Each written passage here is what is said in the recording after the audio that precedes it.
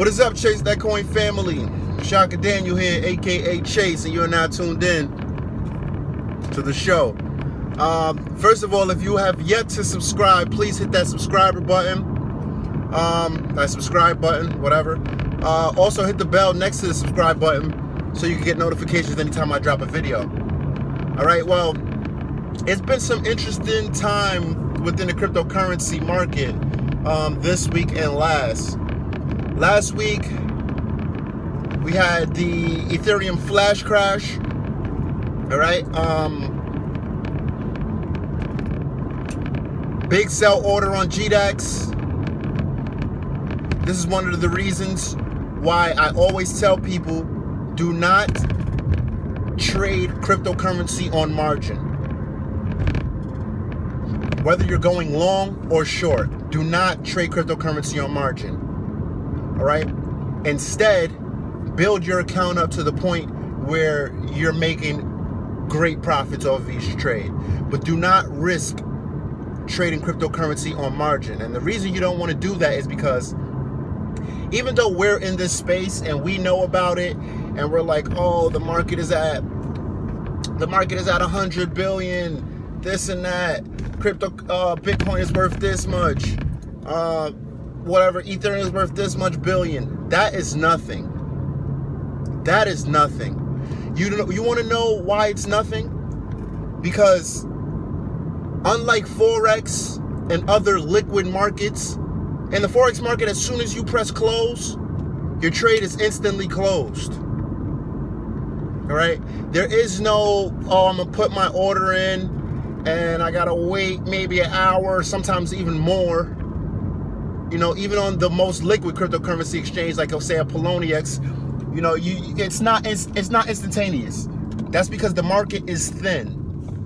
All right? The market is not mature enough, even if you're trading on maybe not the highest margin. Maybe let's say you're trading 1 to 40, 1 to 50. That's normal. That's still too much to be trading cryptocurrency. That's still too high of a margin to be trading cryptocurrency. Now, my thoughts on that whole thing is, I personally believe the only reason that I think people should get their money back is because if they didn't get their money back, that would have been the end of GDAX, even though I don't use GDAX personally. But other than that, I don't really think anyone should get their money back. It's harsh, I know, but it's setting a bad standard, in my opinion. Now, you can disagree with me. That's fine. You can dislike this video for that. That's fine too. So yeah, we had that going. But once the Ethereum network froze up off of the Stratis ICO, Stratis, however you want to say it, I knew right then and there, I knew that there would be a sharp sell-off in Ethereum. Right then and there, I knew. I had some Ethereum in my Ethereum wallet. I was trying to move it, all right, and when I went to my balance, it showed a zero balance, all right, and it showed a zero balance for hours. I sent out a tweet asking them why, and they, you know, they made they were like joking, like that kind of pissed me off. They were like, stop F5ing. So I'm guessing like when you press F5, it's refresh or whatever. But I was on my cell phone. All right, so I wasn't pressing F5. I didn't even know you could do that or whatever. So that kind of pissed me off. It was like that for hours, and then when the balance showed up, it took hours for me to get my Ethereum. So right then and there, I was like, okay, Ethereum's going to experience a sharp sell-off. Then we had, then starting this week, well, this weekend, really, we started to see some sharp moves down in the whole cryptocurrency market. And my take on it is, Ethereum is selling off so much, right, that it's putting pressure on the Bitcoin price, which already had some downward pressure because of fear of people not knowing exactly what's going to happen on August 1st. right? So Ethereum selling off put a bunch of pressure on Bitcoin, which already had downward pressure on it, all right? And the downward pressure of Bitcoin is putting pressure on all the cryptocurrencies, all right? So the cryptocurrency market experienced something like, I think like 8 to 10 billion lost quick, all right? Now, I personally, not that I don't care, but I'm not, it's not gonna make or break me. I have a little strategy that I'm going to use if I really think that the cryptocurrency market is in a bear market. It's not officially in a bear market yet. It's not official yet. I don't care what anyone says. In my opinion, it's not official yet, because some key support levels in certain altcoins, not in all of them, in certain altcoins have not been broken yet. Yes, the market has temporarily broken through them, all right, but that always happens in any market, all right? No matter how strong the support and resistance line, no matter how strong the Fibonacci level, markets like to temporarily break through. That doesn't mean that that's not a strong level, all right? So until I see these strong levels in certain markets get broken and closed below, that's when I'll start to really implement the plan that I have. And when that happens, I will also come out and bring a video out about that. I don't want to do it right now, because I don't want to say it right now, because it's in my opinion, it's not official yet. All right. A couple months ago, the altcoin market was like what, 40 billion, if that. All right, and it shot up almost 3 times. All right, so there is a lot of wiggle room. I know people that bought Ethereum at 400, 380, 350. I know they're scared. All right, a lot of people, a lot of my friends that are just getting into cryptocurrency, they always come to me talking about Ethereum, and I always tell them, do not buy this expensive Ethereum. Some of them didn't listen. A lot of them didn't listen, actually, and now they're feeling the pain from that. So that's a whole different story. But some cryptocurrencies have some good things going for themselves. Ethereum Classic just got added to, was the first cryptocurrency added to the BTCC DAX. That's their new exchange. And they also have the upcoming release of the Emerald wallet, which is gonna be it's more than a wallet, all right? It's like they say, it's a set of tools, all right? It's gonna be, that's what the SDK is gonna be, a specific tool within it. They also have a project called What is Gravity? I've been doing a lot of research into what is gravity, at least trying to see what it is, and I've yet to come up with anything.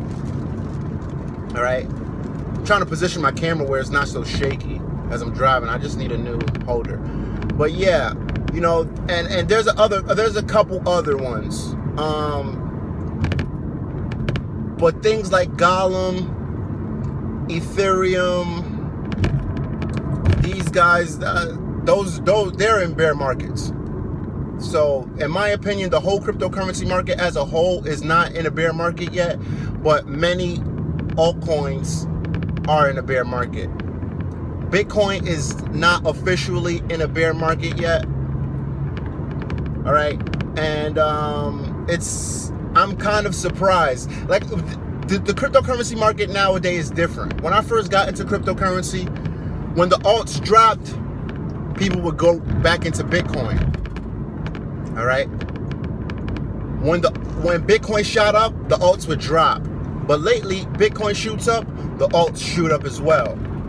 All right. The alts fall down, Bitcoin doesn't go back up, because people are starting to just take their money and they rather just sit on the sideline. All right.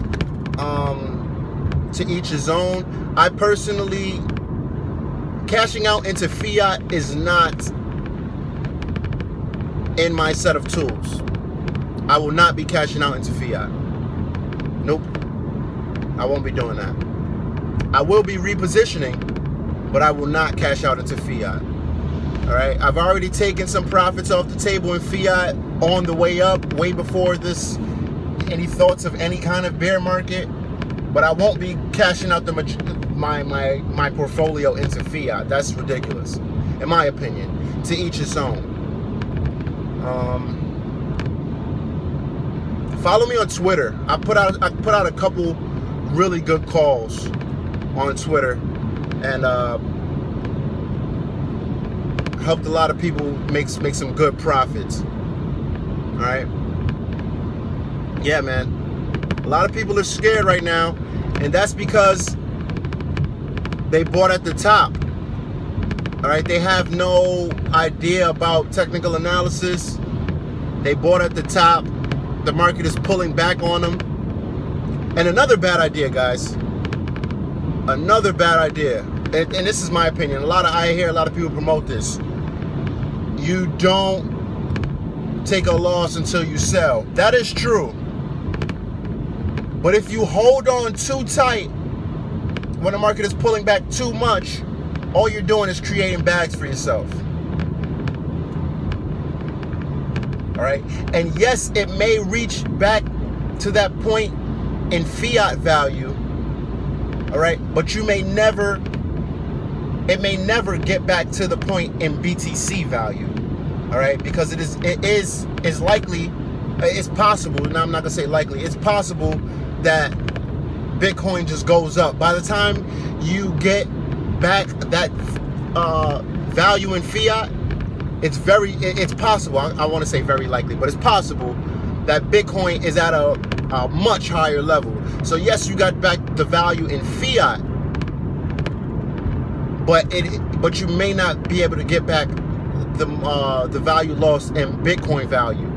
And that's what I look at. I do not value any of these cryptocurrencies in fiat.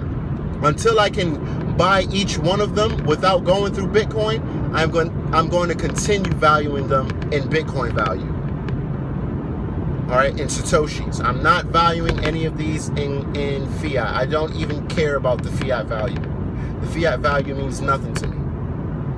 If you've never noticed, when you go to CoinMarketCap, all right, the fiat value, you might be up 15% in fiat, and you might only be up 4% in Bitcoin, in Satoshi value. So that means nothing to me. I'm only concerned with the Satoshi value. I don't want to make this one too long. Please like and subscribe.